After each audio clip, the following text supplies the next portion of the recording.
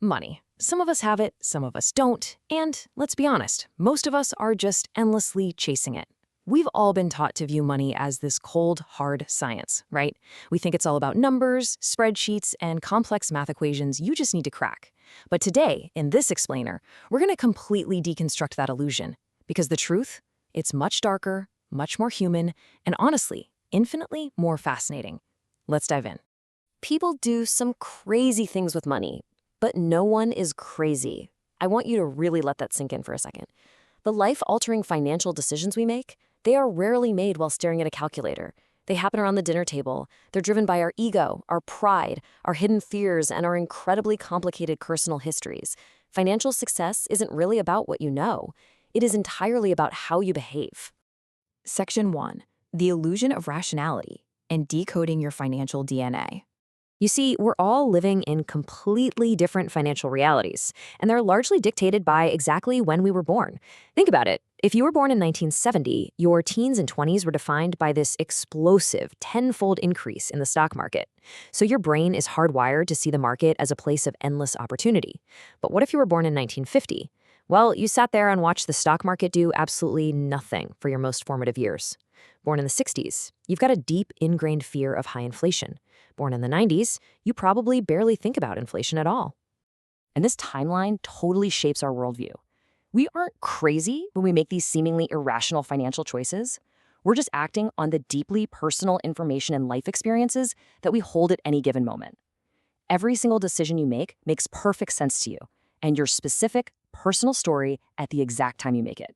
Section 2. The hidden forces of time. The invisible architect of wealth. $81.5 billion. Now, Warren Buffett is widely considered the greatest investor of all time, right? His net worth is sitting around $84.5 billion. But here is the absolutely mind-bending reality of that number. $81.5 billion of that fortune came after he reached his mid-60s. His secret isn't just that he's some wizard investor, it's that he's been investing since he was a literal 10-year-old child. This crucial point really hits home when we compare Buffett to another legendary investor, Jim Simons. Simons has compounded his money at a staggering 66% annually. That is 3 times Buffett's average return of 22%.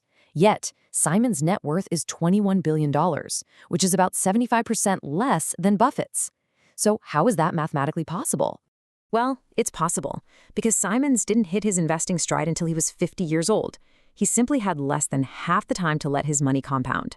You see, compounding is incredibly counterintuitive.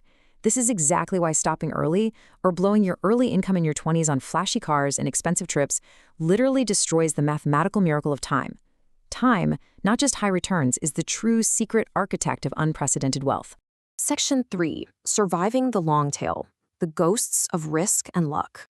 Back in 1968, there were about 300 million high school-age people in the world. Only about 300 of them went to Lakeside School in Seattle, which happened to be the only school in the world with a highly advanced computer. One of those students was Bill Gates. The odds of being at that school were literally 1 in a million. It gave him an unmatchable head start to create Microsoft. But there was another prodigy at Lakeside. His name was Kent Evans. Just as brilliant, just as visionary as Gates. But Kent never graduated. He died in a tragic mountaineering accident before he even finished high school. The odds of a high schooler dying on a mountain?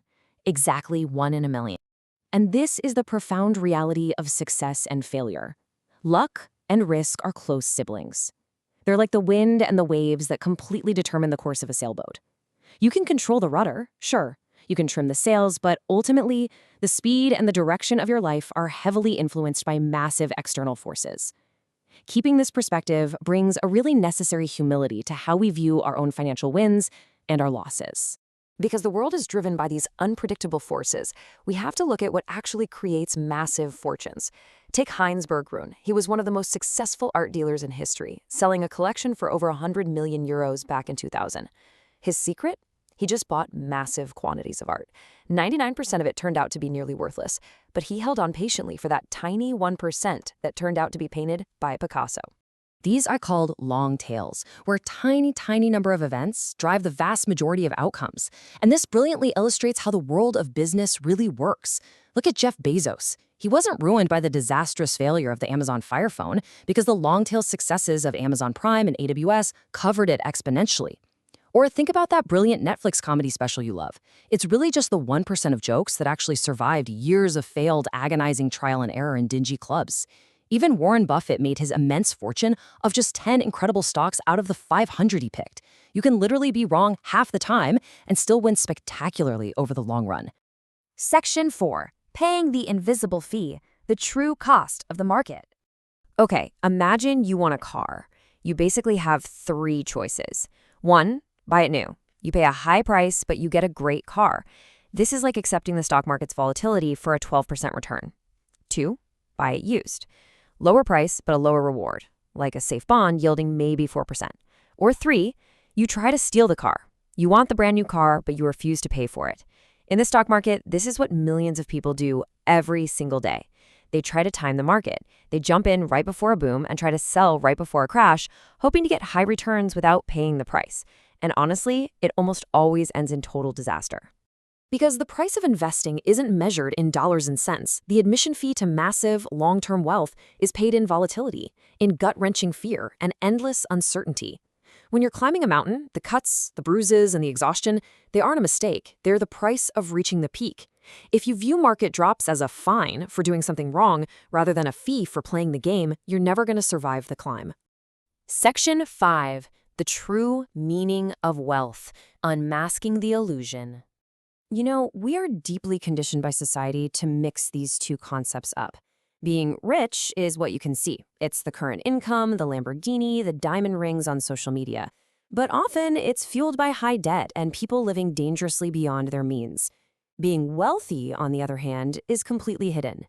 Wealth is the financial assets you haven't spent. It is defined by self-control and restraint. And here is the hardest truth of this entire explanation.